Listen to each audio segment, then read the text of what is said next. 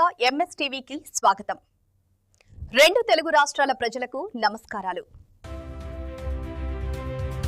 Welcome to MS TV. ఈ రోజు Ramanjaneyapuram MPP స్కూల్కి వచ్చాము. ఇక్కడ హెచ్ఎం గారితో కొన్ని విషయాలు మాట్లాడతాం. నమస్తే సార్. నమస్తే అండి. చెప్పండి సార్, మీ స్కూల్ గురించి కొన్ని విషయాలు క్లుప్తంగా చెప్పగలుగుతారా?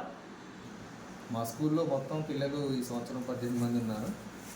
ఇక వసతులు అంటారా ప్రతిదీ ఉన్నాయండి. టాయిలెట్స్ కానీ, డ్రింకింగ్ వాటర్ కానీ, పిల్లలకి యూనిఫామ్స్ కానీ, టెక్స్ట్ బుక్స్ కానీ, తర్వాత లైట్స్ కానీ, ఫ్యాన్లు కానీ, ఒక మన ఇంట్లో ఏమి ఉండాలో అన్నీ ఉన్నాయి. బాధ్యతాయుతంగా పిల్లల్ని స్కూల్లో పిల్లల్ని తన సొంత పిల్లలుగా భావిస్తూ వాళ్ళకి ఏం కావాలో కూడా అన్నీ చూసుకుంటారు తల్లిదండ్రుల్లాగా. కాబట్టి మిమ్మల్ని అందరూ కోరుకునేది ఏంటంటే ప్రైవేట్ స్కూల్లో పిల్లల్ని జాయిన్ చేయకండి దయచేసి.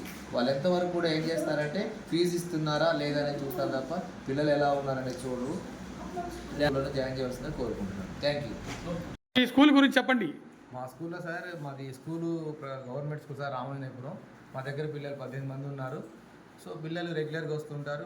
టీచర్స్ కూడా ఉన్నాము. గవర్నమెంట్ ఇచ్చే సకల సౌకర్యాలు ఉన్నాయండి. టాయిలెట్స్ కానీ, బాత్రూమ్స్ కానీ అన్నీ ఉన్నాయి.